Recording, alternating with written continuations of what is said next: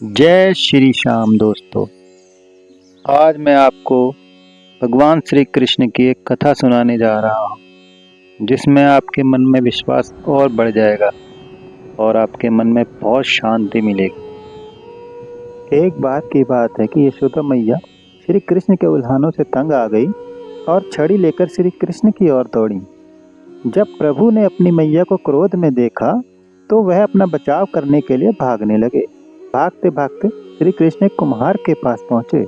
कुम्हार तो अपने मिट्टी के घड़े बनाने में व्यस्त था, लेकिन जैसे ही कुम्हार ने श्री कृष्ण को देखा वह बहुत प्रसन्न हुआ। कुम्हार जानता था कि भगवान श्री कृष्ण साक्षात परमेश्वर हैं। तब प्रभु ने कुम्हार से कहा, कुम्हार जी, आज मेरी मैया मुझ पर बहुत क्रोधित हैं। मैया छड़ी लेकर मेरे पीछे आ रही हैं। भैया, मुझे कहीं छुपा लो। तब कुम्हार ने भगवान श्री कृष्ण को एक बड़े से मटके के नीचे छुपा दिया।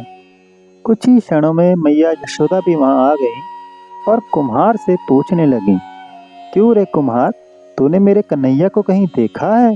कुम्हार ने कह दिया, नहीं मैया, मैंने कन्हैया को नहीं देखा।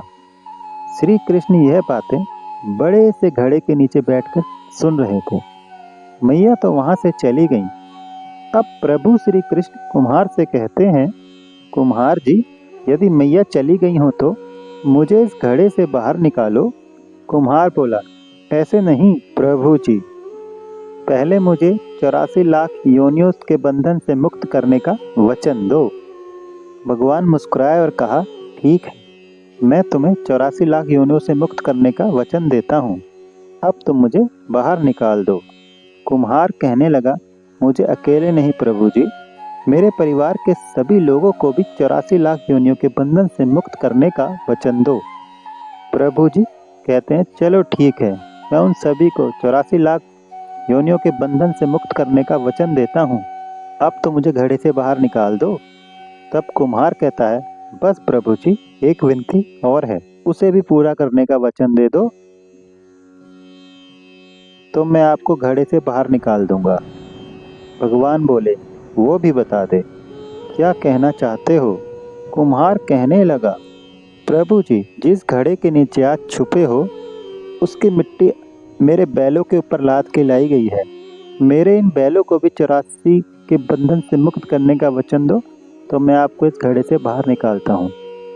भगवान ने कुम्हार के प्रेम पर प्रसन्न होकर उन बैलों को भी 84 लाख योनियों के बंधन से मुक्त होने का वचन दे दिया। प्रभु बोले, अब तो तुम्हारी सब इच्छा पूरी हो गई, अब तो तुम मुझे इस घड़े से बाहर निकाल दो। तब कुम्हार कहता है, अभी नहीं, बस एक अंतिम इच्छा और है, उसे भी पूरा कर दीजिए। और वो ये है, जो भी प्राणी हम दोनों के बीच के संवाद को सुन रहा है उसे भी आप 84 लाख योनियों के बंधन से मुक्त करोगे। बस ये वचन दे दो तो मैं आपको इस घड़े से बाहर निकालता हूँ। कुम्हार की प्रेम भरी बातों को सुनकर भगवान श्री कृष्ण बहुत प्रसन्न हुए और कुम्हार की इस इच्छा को भी पूरा करने का वचन दे दिया। फिर कुम्हार ने बाल श्री कृष्ण को घड़े से बाहर निकाल दिया, उनके चरणों में साष्टांग प्रणाम किया, प्रभु जी के चरण धोए और चरणामृत लिया, अपनी पूरी झोपड़ी में चरणामृत का छिड़काव किया और प्रभु जी के गले लग के इतना रोए और प्रभु में ही विलीन हो गए। जरा सोचें, जो बाल श्री कृष्ण 7 कोस लंबे गोवर्धन पर्वत को अपनी एक उंगली में उठाने का सामर्थ्य रखते हैं, उनके लिए घड़ा क्या चीज थी। लेकिन बिना प्रेम रीझे नहीं नटवर नंद किशोर, कोई कितने भी यज्ञ करे, अनुष्ठान करे, कितना भी दान करे, चाहे कितनी भी भक्ति करे, लेकिन जब तक प्राणी मात्र के लिए प्रेम नहीं होगा, प्रभु श्री कृष्ण मिल नहीं सकते।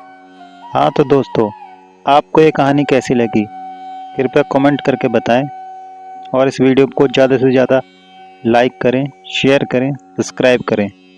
जय श्री श्याम दोस्तों।